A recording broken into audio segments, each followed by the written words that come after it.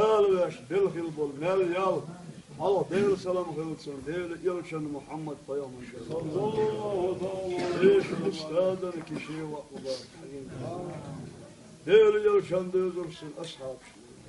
Devlet yalçanı ustadın de boğaç. Mektet şeyh, ustad. Hacılar değil, kişinin namı hayır yücanı vacanı dözürsün. Ahlan beni var. Devlet yalçanı eş ustad, hacıya ker kol dünyana. Evet, hatalı bir. Az peyet matemsin soğuk değil. Değil naş, peyet matemsin, değil nan, vacan, yücan. Seyin selek, simselek, gençen oktun. Mıslanı benim ayak. Değil nan. Değil nan, vacan ayak. Değil nan, vacan, yücan. Peyir selekçi. O değil diye dabanmış, evet olmuş. Değil nan. İşte etemen. Musa, Değil de şınar karış veriş boş kans eyak kar elhiç. Kayıt evde daban evet olmuş mastan benim. Değil de veriş kere da yok şlak çarnak. Onlar daban çarnak. Tun diğer sahabın veriş değiş nanos hocan nican düzüş veriş en sinoşiş evet olmuş benim. Veriş master keşni oğlun çerti değiş benim. Veriş dağlıset boş, dağlıset boş. İş da yok şlak çarnak. Değil de mastan benim. Yaş göreyim ki değişin almışına benim. Mal bağlı kuvur, mal buz kuvur. Karças, ilbanı, elbiselerini kah. Değil saklaş, koyamır batlaş, ustaş, obul beş dünyada tabanmış, evet olmuş benim. Değil yalçanlı beş, ustad, hacim, balahila, karşal odurçmet, şefadır, savaş, masam. Ya Rabbana, lütfunda yatmak, yaşlar mesbuat değil, el soğuk değil. Hakikaten halı boş, inanış belirtmek değilsiniz. Karşı bir ağız bir Allah'ız, hak ile, halayıkla, halayallah, dönüleceğim, olacağım, Allah'ım. Vedren değil, haygaç, ihye tanıtmada, hansıyla, yarışan şefaatmada. Eş ustad, on Allah soğuk diyor. Koyun hizmet, hayndi Allah'da yakir iş, edoğdu otkomada. Amin. Elhamdülillah.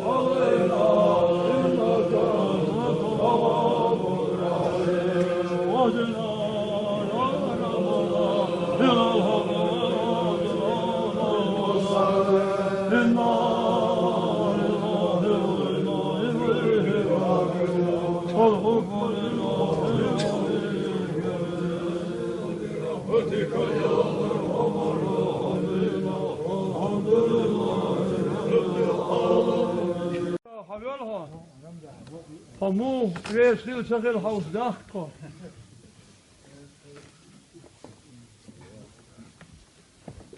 Yok şmayı taşıyor. Neskila. Ideale ilči i ustaješ rezan. Amen. Baš tebi bekten kod dal šene hülare. Mokšal nişlat vel şuega. Dal vezin dal oq dal dikens bikham boel şun.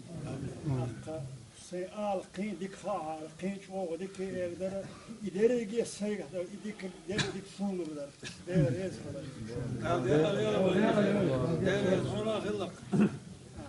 Sultan.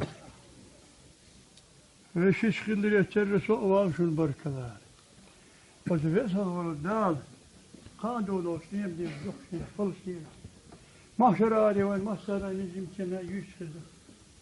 Os halkça ikak lahtaman çok. Os kişi khidi mübarek haş khibi aşar barmah. Şu mahşerate holozuyor. Tobuk de dal dakika diye. Os veselo da tahasin dal hastel. Hoe ben je dan dalboos? Als wisseloos dat je eet met zijn kamerseleid, ook met adres en doegstaat. Schoenreis bos, schasreis dos, mogos bos, schjogbalga tehilweg. Tehilweg.